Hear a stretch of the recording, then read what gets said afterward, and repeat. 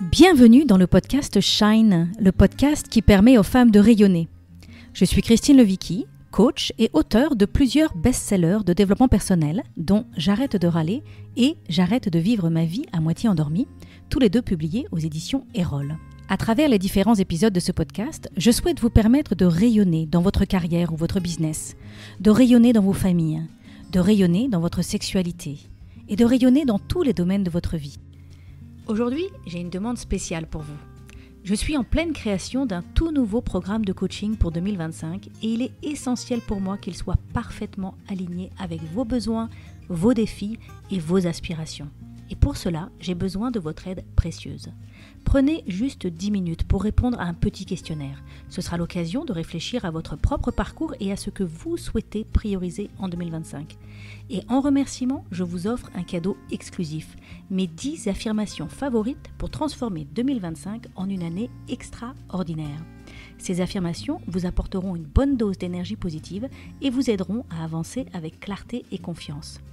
Le lien pour trouver ce questionnaire est sur la page du podcast à l'adresse christinelevicki.com/shine-podcast ou bien vous pouvez le trouver dans ma bio sur mon compte Instagram @christinelevicki. C'est rapide, simple et ensemble, nous pouvons créer quelque chose d'exceptionnel. Merci d'être là et de faire partie de cette belle aventure avec moi. Maintenant, place à l'épisode du jour.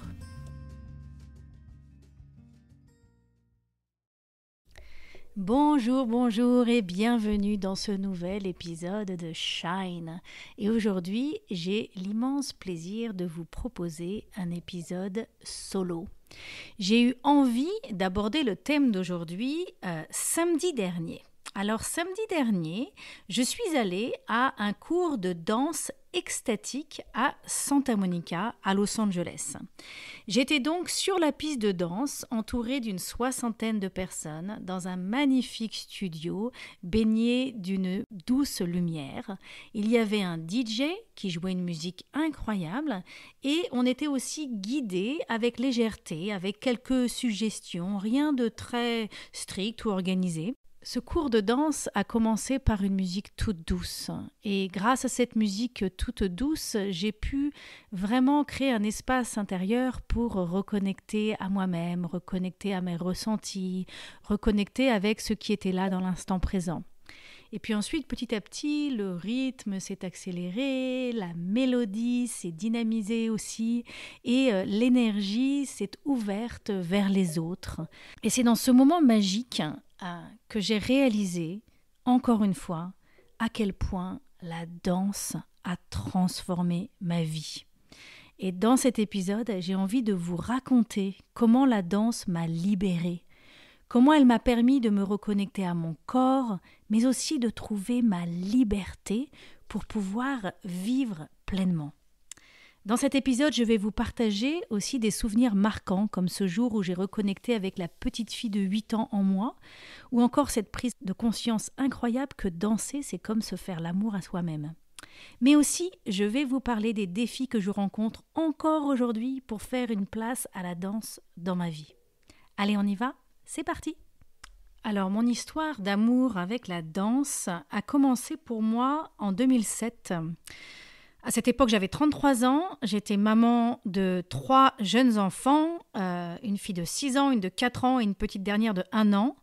J'avais donc eu 3 grossesses rapprochées, j'avais pris du poids et en fait, je luttais avec mon corps. Je me mettais une pression énorme pour essayer de retrouver un corps qui ressemblait à moi. Mais j'avais aucune envie de faire des régimes ou de m'imposer une routine sportive. J'avais bien essayé de faire ça par le passé, mais manifestement, ça ne marchait pas pour moi. Et je me souviens qu'à cette époque, j'avais réalisé que c'était important que je change ma perspective sur cet objectif que j'avais, qui était de retrouver ma forme et ma santé, et de me sentir bien dans ma peau.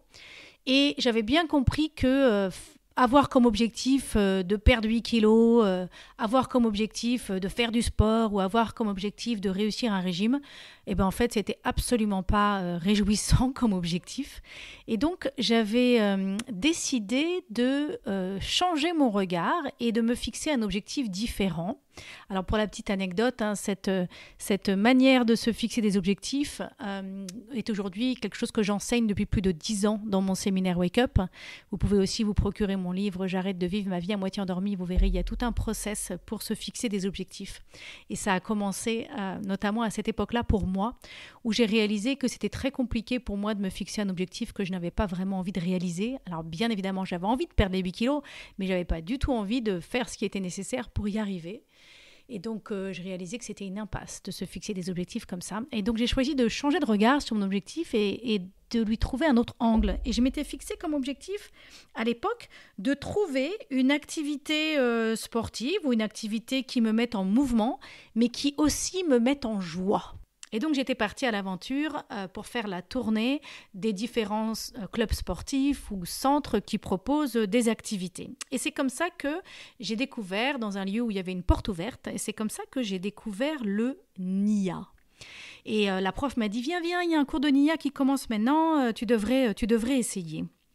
Et ce qui était très très intéressant, c'est que au début du cours, donc je n'avais jamais fait le NIA, et au début du cours, la prof nous dit qu'elle va nous montrer certains mouvements, qu'on va pouvoir la suivre pendant le cours, mais que finalement la priorité n'est pas vraiment de bien faire le mouvement et de faire comme tout le monde dans la classe. La priorité, elle nous a dit, c'est de chercher le plaisir dans chacun de nos mouvements. Et donc elle nous dit, si moi je lève le bras et que vous avez envie de le baisser parce que c'est ça qui vous apporte du plaisir, alors surtout suivez en priorité votre plaisir. Et pour moi, là déjà, ça a été une révélation. Parce que j'avais déjà suivi des cours de danse, mais c'était souvent des cours chorégraphiés où tout le monde se regardait dans le miroir et l'objectif, c'était que tout le monde fasse le geste parfaitement et aussi que nous soyons parfaitement coordonnés avec les autres personnes qui étaient dans la salle. Et là, bien au contraire, ça n'avait absolument rien à voir. Et donc voilà que je me suis retrouvée sur la piste de danse ce jour-là, à danser et à avoir un énorme sourire sur le visage pendant tout le cours. Et je me souviens que je suis rentrée chez moi et j'ai dit à ma belle-mère qui regardait mes 3 filles qui étaient en visite chez moi à Los Angeles, et c'est comme ça d'ailleurs que j'avais réussi à m'éclipser plus facilement pour faire cette petite tournée et ces portes ouvertes. Et je me souviens dire à ma belle-mère, j'ai trouvé une activité qui me met en joie, j'ai trouvé quelque chose qui me fait plaisir. Et c'est comme ça que j'ai commencé à pratiquer le NIA. J'y allais toutes les semaines, tous les dimanches. Et alors j'ai envie de vous raconter un petit peu ce qui s'est passé. Déjà, quelques semaines après avoir commencé, je me suis un jour retrouvée sur la piste de danse et on était dans une chanson où c'était de la danse libre. Chacun pouvait danser comme on voulait dans la salle. Alors, il faut savoir que quand j'ai commencé mes cours de danse, mon corps était assez figé en fait. Je voyais la prof de danse faire certains mouvements, et notamment des mouvements au niveau de mes hanches ou bien des mouvements au niveau de mes seins. Et en fait, c'était des zones de mon corps que je n'arrivais pas à vraiment bouger. C'est comme si c'était raide, c'est comme si cette partie de mon corps était enfermée un peu dans une boîte. Mais donc, au fil des cours, petit à petit, j'ai commencé à apporter de la fluidité dans mes mouvements, à me libérer de mes carcans, et j'ai commencé à m'amuser. Et avec cette instruction toujours de chercher le plaisir dans mes mouvements, j'ai commencé à me régaler. Et donc, un fameux jour, quelques semaines plus tard, après avoir commencé cette pratique, il y avait un morceau de danse libre et je virevoltais dans la salle, et tout d'un coup, j'ai senti les larmes me monter aux yeux et je me suis mise à pleurer. Et ce qui est formidable aussi dans ces pratiques de danse, c'est que c'est OK de pleurer sur la piste de danse. Personne n'est venu m'essuyer mes larmes, au contraire, tout le monde m'a laissé la place pour pouvoir continuer à danser et pleurer en dansant. Pourquoi est-ce que je pleurais ? Parce que j'ai reconnecté avec la petite fille de 8 ans. J'ai reconnecté avec moi, la petite fille de 8 ans, le jour où j'ai arrêté les cours de ballet. J'avais arrêté les cours de ballet parce que j'étais pas assez souple, j'étais pas assez gracieuse, j'avais l'impression d'être le vilain petit canard dans la salle de danse. Et donc, je me sentais pas bien, c'était pas agréable pour moi d'être dans ces cours parce que, voilà, j'y arrivais pas. Et donc, ce jour-là, je me souviens, je me suis dit, je ne suis pas une danseuse. Et j'avais une très bonne amie quand j'étais enfant qui était une danseuse, qui, elle, avait continué les cours. Et je me souviens, je l'enviais tellement. Je trouvais ça tellement chouette. Mais bon, moi, j'avais fait le deuil de ça. Je m'étais dit, ben moi, c'est pas pour moi. Je suis pas une danseuse. Et ce jour-là, sur la piste de danse, j'ai reconnecté avec la danseuse qui était en moi. Et là, je me suis dit, mais si, Christine, tu es une danseuse. Tu es une danseuse. Et ce que je réalise aujourd'hui, maintenant que ça fait de nombreuses années que je danse avec des hommes et des femmes de tous les âges, de toutes les formes, toutes les facettes d'expression, je réalise aujourd'hui que nous sommes tous des danseurs et des danseuses. Et que ce n'est pas à la société de définir si nous avons le droit de danser, ce n'est pas aux profs de danse de définir si nous sommes danseurs ou pas danseuses. C'est à nous de nous accorder la permission de réveiller la danseuse ou le danseur qui est en nous. Et quand je dis réveiller, je fais notamment référence à ces carcans et à ces cages que je sentais moi-même sur mon corps et qui faisaient que j'avais parfois au début du mal à trouver la grâce en moi et à trouver cette liberté d'exprimer et de bouger mon corps comme je le voulais. Et je crois que ce qui m'empêchait de vraiment laisser mon corps bouger et être dans le plaisir, la joie et la liberté, c'est que je me préoccupais beaucoup trop de à quoi ma danse ressemblait. Je me préoccupais beaucoup trop de mon apparence. Et ce que j'ai découvert dans la danse, c'est que ce qui compte, ça n'est pas à quoi ça ressemble. Ce qui compte, c'est ce que je ressens. En anglais, on dirait « It's not about how it looks like, it's about how it feels like ». Et ça, pour moi, ça a tout changé.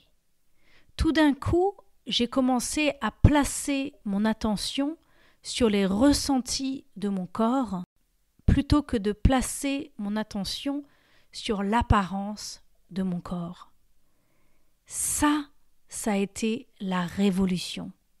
Ça a été ce qui a tout changé et ce qui m'a permis de retrouver ma liberté. Pourquoi ? Parce qu'en fait, j'étais enfermée dans les diktats de la société, dans toutes ces injonctions de à quoi mon corps est censé ressembler. Pas de ventre, pas de capiton, pas de gras, d'accord, ne jamais grossir, même quand on a eu des enfants. Voilà, toute cette pression de ressembler à des modèles, de mannequins, tous ces articles de magazines, tous ces panneaux publicitaires qui nous font dire que notre principale destinée en tant que femme, c'est de rester mince. Et donc, j'étais moi enfermée dans ces injonctions et ces diktats de la société qui font que quand j'étais en relation avec mon corps, c'était essentiellement pour le juger ou bien pour le contrôler. Que quand j'étais en relation avec mon corps, en fait, ce que j'avais surtout, c'était une expérience d'être toujours trop ou pas assez. Et à travers la danse, j'ai appris à arrêter de placer mon attention à l'extérieur de moi. Et j'ai appris, au contraire, à inverser mon attention et à apprendre à être à l'écoute de ce qu'il y avait à l'intérieur de moi. Et à l'intérieur de moi, il y a des émotions. À l'intérieur de moi, il y a des ressentis. À l'intérieur de moi, à travers ces émotions et à travers ces ressentis, à l'intérieur de moi, à travers ces émotions et à travers ces ressentis, il y a comme un GPS intérieur. Un GPS intérieur qui nous guide, un GPS intérieur qui nous parle, un GPS intérieur qui nous oriente. Et ce GPS intérieur nous parle à travers nos émotions qui circulent. Émotion, il y a le mot motion dans le mot émotion. Une émotion est censée circuler.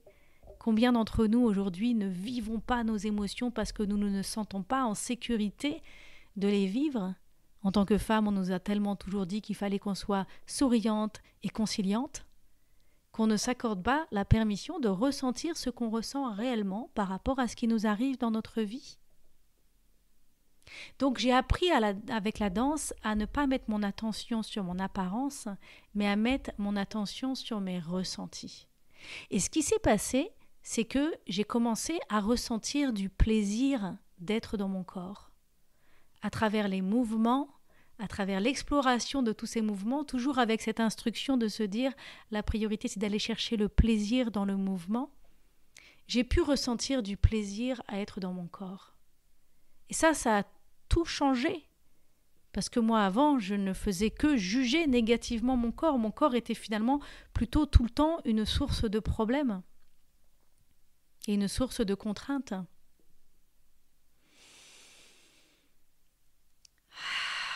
Trouver du plaisir dans mon corps, ressentir du plaisir dans mon corps. J'ai découvert qu'est-ce que c'était quand on dit l'expression être bien dans sa peau. Moi, j'ai toujours pensé que être bien dans sa peau, ça voulait dire aimer ce que je vois dans le miroir. Sur la piste de danse, j'ai compris que être bien dans sa peau, c'est juste ressentir du bien, du bon dans son corps. Et c'est là où j'ai commencé, à travers ça, à commencer à m'aimer. J'ai commencé à m'aimer et j'ai commencé à aimer mon corps qui me donnait du plaisir et j'ai commencé à vouloir lui donner le meilleur.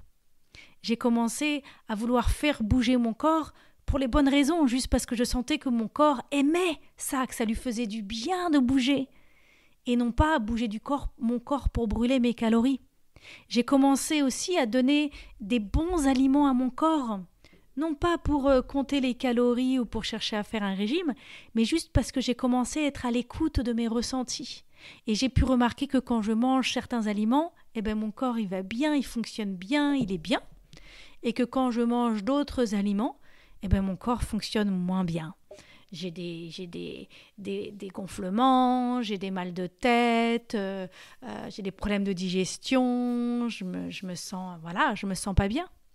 Donc j'ai commencé à être à l'écoute de mon corps parce que je l'aime et parce que je sais que mon corps, quand il va bien, il est une source de santé, il est une source de vitalité, il est une source de plaisir. Et qui n'a pas envie de tout ça dans sa vie ? Donc j'ai commencé à être à l'écoute de tout ça. Et ça, c'est ce que j'ai commencé à vivre grâce à ce vécu et à cette expérience sur la piste de danse. C'est aussi sur la piste de danse que j'ai réalisé que toute ma vie, je m'étais trompée. Je pensais que le grand patron de ma vie, c'était ma tête.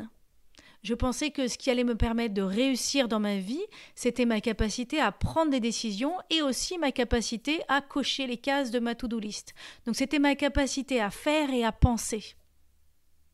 Et donc du coup, je vivais dans ma tête. Et tout ce qui était en dessous de mes épaules était plutôt perçu comme quelque chose qui était de l'ordre de la contrainte, cette chose qu'il fallait garder en forme pour être conforme aux attentes de la société. Et à travers la danse, j'ai réalisé que je m'étais trompée. Et qu'en fait, le grand patron de ma vie, ça n'était pas ma tête. Et qu'au contraire, le grand patron de ma vie, c'était mon corps. Et que mon corps avait une capacité à ressentir mes oui, à ressentir mes non, à ressentir mes envies, à ressentir mes limites, les limites intérieures que je veux poser pour me faire respecter.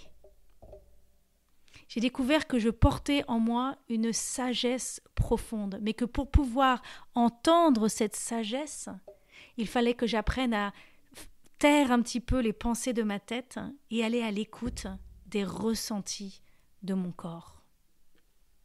Une des plus belles leçons que j'ai apprises sur la piste de danse, c'est comment inverser mon attention. Et plutôt que d'avoir toute mon attention sur la vie des autres et la vie des autres, donc toute mon attention sur la vie des autres, L-A plus loin V-I-E, d'accord, sur la vie des autres, je m'occupe des autres, je m'occupe de leur vie, je m'occupe de mes enfants, de mon mari, de ma maison, de mon collègue, de mes patrons, d'accord, de mon patron, je m'occupe de la vie des autres, de leurs besoins, d'accord, donc plutôt de mettre toute mon attention sur la vie des autres, et aussi plutôt que de mettre mon attention sur la vie des autres, L'-A-V-I-S, ce qu'ils pourraient penser de moi. J'ai compris qu'il fallait que j'arrête de mettre mon attention sur la vie des autres et sur la vie des autres, et qu'au contraire, il fallait que je mette mon attention sur ma vie et sur mes envies. Quelles sont mes envies pour ma vie ? Et j'ai réalisé que quand je suis à l'écoute de mon GPS intérieur qui me dit de quoi j'ai envie pour ma vie, alors je peux aller dans le monde et devenir créatrice de ma vie. Et que quand je suis créatrice de ma vie, en fait, tout le monde y gagne. Tout le monde autour de moi est heureux de me voir connectée à ma puissance, à mon rayonnement, à ma capacité à être créatrice de ma vie. La danse a cette capacité formidable de nous ramener à nos ressentis. Elle nous sort de notre tête, elle nous reconnecte à notre corps. En dansant, je peux m'écouter, je peux faire de la place à ce que je ressens et je peux laisser émerger mes envies et mes besoins. C'est très très compliqué de savoir de quoi on a envie. Moi, beaucoup de fans viennent me voir et me disent « Christine, je ne sais pas de quoi j'ai envie pour ma vie. » Et je comprends qu'on puisse en arriver là parce qu'on vit des vies où on est tellement stimulé, on est tellement stressé, on est tellement en train de penser et de faire qu'il n'y a pas de place pour que nos idées et nos envies puissent émerger. Si vous avez envie de reconnecter avec vos envies, si vous avez envie de savoir « mais qu'est-ce que je veux pour ma vie ?» il faut que vous fassiez de la place pour que vos envies puissent émerger. Faire de la place, faire du vide. Et pour moi, aller sur une piste de danse, c'est ça. Aller sur une piste de danse, c'est pour faire de la place, pour être à l'écoute de ce qui bouge en moi, de ce qui est vivant en moi, de mes émotions, de mes ressentis. Et en écoutant mes émotions et mes ressentis, je fais de la place pour que mes envies puissent remonter, puissent émerger.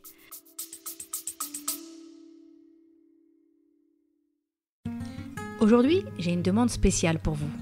Je suis en pleine création d'un tout nouveau programme de coaching pour 2025 et il est essentiel pour moi qu'il soit parfaitement aligné avec vos besoins, vos défis et vos aspirations. Et pour cela, j'ai besoin de votre aide précieuse. Prenez juste 10 minutes pour répondre à un petit questionnaire. Ce sera l'occasion de réfléchir à votre propre parcours et à ce que vous souhaitez prioriser en 2025. Et en remerciement, je vous offre un cadeau exclusif, mes 10 affirmations favorites pour transformer 2025 en une année extraordinaire. Ces affirmations vous apporteront une bonne dose d'énergie positive et vous aideront à avancer avec clarté et confiance. Le lien pour trouver ce questionnaire est sur la page du podcast à l'adresse christinelevicky.com/shine-podcast ou bien vous pouvez le trouver dans ma bio sur mon compte Instagram @christinelevicky. C'est rapide, simple et ensemble, nous pouvons créer quelque chose d'exceptionnel. Merci d'être là et de faire partie de cette belle aventure avec moi. Et maintenant, c'est parti pour la suite de notre épisode.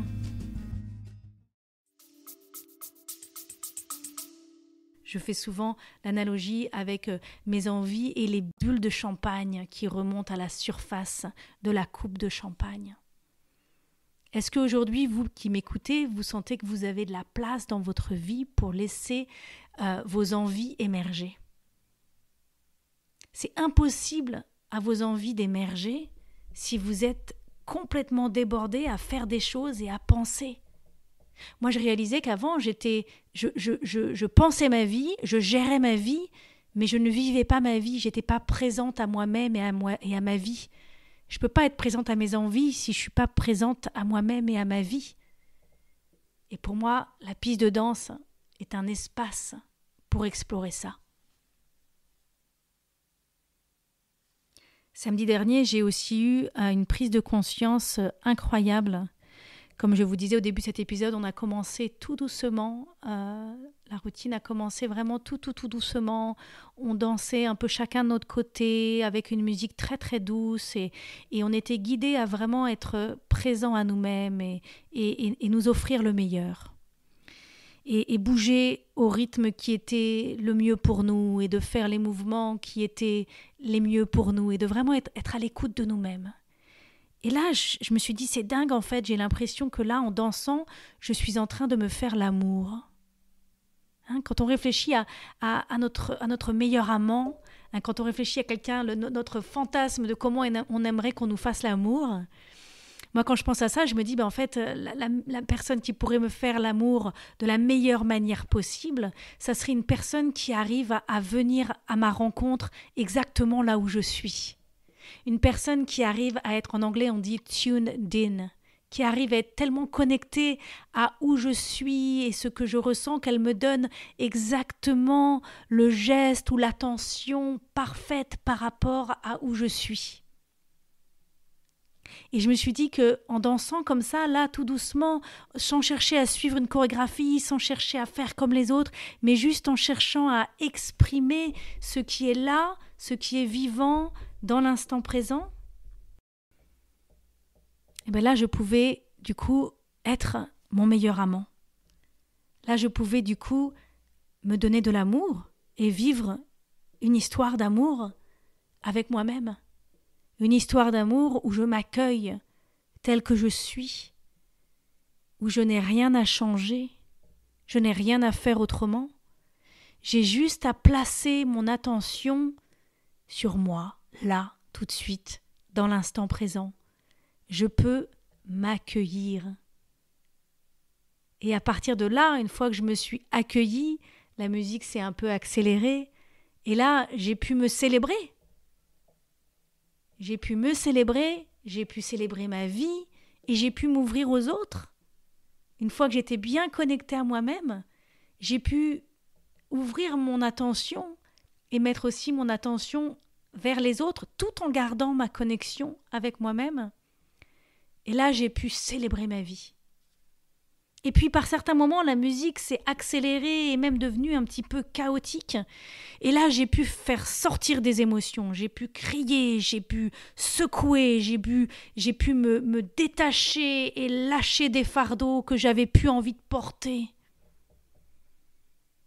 Par le mouvement, j'ai pu me soigner, j'ai pu me guérir. Il y a une phrase que j'ai entendue un jour en anglais, c'était sweat as a prayer, comme si le fait de transpirer pouvait être une prière.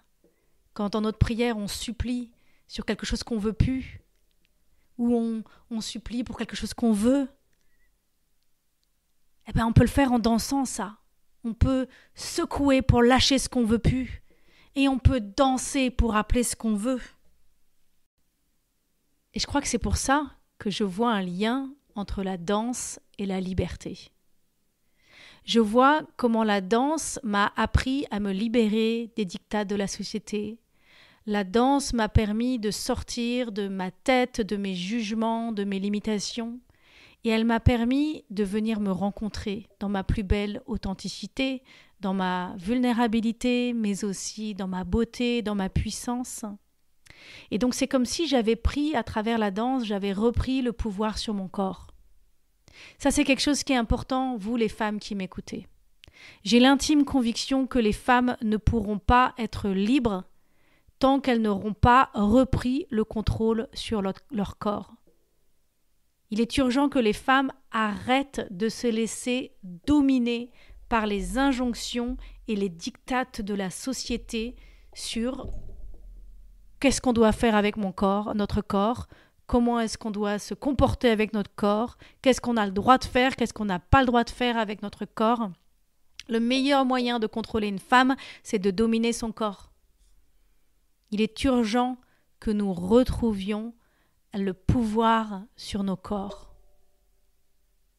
Ça, c'est vraiment une de mes nouvelles passions, un de mes nouveaux engagements. Je veux vous aider, je veux vous accompagner à revenir à vous. Et revenir à vous, ça passe par faire la paix avec votre corps. Vous ne pourrez pas vous retrouver tant que vous avez une relation si conflictuelle ou alors une relation si détachée avec votre corps. Il est temps de revenir à vous et de retrouver le plaisir, la joie et la sagesse que vous portez à l'intérieur de vous. Alors, ce qui est assez incroyable, c'est que malgré tout ce que je vous dis, et malgré toutes les prises de conscience que j'ai sur le rôle que joue la danse, qu'a joué la danse et que joue encore la danse dans ma vie, figurez-vous que je dois admettre que j'ai encore du mal à aller danser. Et je remarque que j'ai encore, malgré le fait que j'ai déconstruit, malgré le fait que j'ai écrit un livre sur le sujet qui sera publié en 2025, le livre Femme fière, libre et puissante, malgré ça, moi-même, je dois admettre que je suis encore en chemin pour m'accorder la permission de danser aussi souvent que je voudrais. Et je réalise que j'associe encore, malgré tout, la danse, et je pense que c'est en train de changer là en enregistrant ce podcast et avec ce que j'ai vécu récemment, je trouve encore des excuses pour remettre la danse à la fin de mes choses à faire, comme s'il y avait d'autres choses plus importantes à faire avant. Et je vais notamment favoriser soit le fait de passer du temps avec les autres, avec ma famille, que d'aller danser, mais aussi le fait de faire des activités qui, selon moi, seront peut-être plus rentables. Mais en fait, elles seront plus rentables par rapport aux injonctions de la société. Je vais favoriser le fait d'aller soulever des poids ou d'aller brûler des calories, encore moi, plutôt que de favoriser le fait d'aller danser. Parce que oui, danser, je vais brûler moins de calories et je vais moins me muscler. Et moi-même encore, je remarque que je suis encore trop enfermée dans tout ça. Et samedi dernier, je suis allée danser avec mes amis et ça faisait plusieurs mois que j'y avais pas été. Et ça m'a fait réfléchir. Je me suis dit, qu'est-ce qui t'empêche d'aller danser plus souvent ? Et je remarque que ce qui m'inquiète, ce qui m'empêche, c'est toujours cette quête de rentabilité et cette quête de productivité. J'avais déjà eu cette prise de conscience il y a quelque temps où un jour, j'avais une cliente qui avait annulé une séance de coaching un mardi matin. Et il y avait un cours de danse le mardi. Et moi, j'allais danser que le week-end, mais je m'étais toujours dit que ça me ferait tellement bien d'aller danser en semaine. Mais comme j'avais des journées de travail assez courtes et que je galérais un peu à développer mon activité et tout ça à l'époque, mais bon, le problème n'est pas résolu maintenant, parce que maintenant, je galère beaucoup moins à développer mon activité et j'ai quand même du mal à aller danser en semaine parce que je suis très occupée par mon travail. Donc, on trouve toujours des bonnes excuses. Hein. Mais donc, du coup, j'avais cette cliente qui avait annulé une séance de coaching et du coup, j'avais eu cette idée de me dire, tiens, tu pourrais aller danser parce que, de toutes les façons, tu avais prévu de ne pas faire avancer ta to-do list, tu avais prévu de ne pas faire avancer ta productivité à ce moment-là, tu avais prévu d'être au service de ta cliente pendant 2 heures. Donc, tu pourrais tout à fait aller danser et revenir chez toi à la même heure que si tu avais fini ta séance de coaching, aucun temps perdu. Et ce jour-là, donc, où j'avais la possibilité d'aller danser, figurez-vous que l'anecdote, je l'ai racontée à plusieurs reprises, donc je vais faire la version courte de cette anecdote, mais j'ai littéralement fait 5 allers-retours sur le trajet en voiture entre mon bureau et le studio de danse. Parce qu'à chaque fois, je me disais, non, c'est pas sérieux. Et après, je disais, oui, mais quand même, c'est quand même dommage, c'est une opportunité, tu devrais y aller. Alors, je faisais demi-tour et j'y allais. Et après, je me disais, non, c'est pas sérieux, tu as des choses urgentes, tu as des choses importantes à faire. J'avais même été à l'époque jusqu'à appeler mon mari, me mettre sur le bas-côté de la route et demander à mon mari ce qu'il en pensait. Est-ce que je devais aller à mon cours de danse un mardi matin ? Heureusement, mon mari ne m'a pas donné son avis, il m'a dit que je faisais ce que je voulais. Mais c'est intéressant de remarquer que même moi, j'ai du mal à faire de la place à la danse dans ma vie, malgré tout ce que je vous raconte que ça m'apporte. Et donc, samedi dernier, j'ai pris une décision, parce que j'ai réalisé ça. J'ai réalisé à quel point j'avais encore du mal, alors que j'aimais tellement ça. Et donc, j'ai décidé que j'allais annuler mon abonnement à mon club de sport. J'allais au club de sport le mardi et le samedi. Et les autres jours, j'ai une petite routine que je fais à la maison. Je vous l'ai déjà partagée sur Instagram. Ceux qui me suivent sur Instagram, j'ai déjà partagé un peu cette routine. Mais donc le mardi, j'allais au club et le samedi, j'ai décidé d'annuler mon abonnement au club de sport et le mardi, je vais aller courir en nature ou faire une randonnée en nature, mais je vais aller dehors, pas dans un club de sport, je vais aller dans la nature le mardi et le samedi, je vais aller sur la piste de danse. Donc ça y est, je pose des actes à la hauteur de mes ambitions. Ça, c'est le 2e principe des 4 principes fondamentaux pour arrêter de vivre sa vie à moitié endormie, que vous pouvez retrouver dans mon livre « J'arrête de vivre ma vie à moitié endormie ». Je pose des actes à la hauteur de mes ambitions et je vais arrêter d'aller au club de sport pour faire de la place à la danse dans mon quotidien. Donc, on arrive à la fin de cet épisode. Qu'est-ce que je veux vous dire pour conclure cet épisode ? D'abord, vous dire que vraiment la danse m'a appris que la liberté, c'est de se reconnecter à soi-même, c'est de s'accepter pleinement, c'est de s'offrir le meilleur, c'est de s'écouter. Et c'est de faire de la place pour que nos envies puissent émerger. Et donc, vous qui m'écoutez, je vous invite vraiment à chercher près de chez vous où sont les danseurs, où sont les danseuses. Il y a des gens qui dansent près de chez vous. Allez les retrouver. Vous pouvez chercher sur Google s'il y a du Nia, s'il y a du Wu Tao, de la biodanza, de la danse extatique, de la danse des 5 rythmes. Il y a plein d'autres danses que je n'ai pas nommées là. Allez trouver les danseurs qui sont près de chez vous. Trouvez un cours de danse libre où l'objectif, c'est pas de performer, l'objectif, c'est de vous reconnecter à votre liberté intérieure et allez à la rencontre de ces danseurs, allez danser avec eux et vous verrez qu'en dansant avec eux, vous allez faire une rencontre formidable. Et cette rencontre formidable que vous allez faire, c'est la rencontre avec vous-même.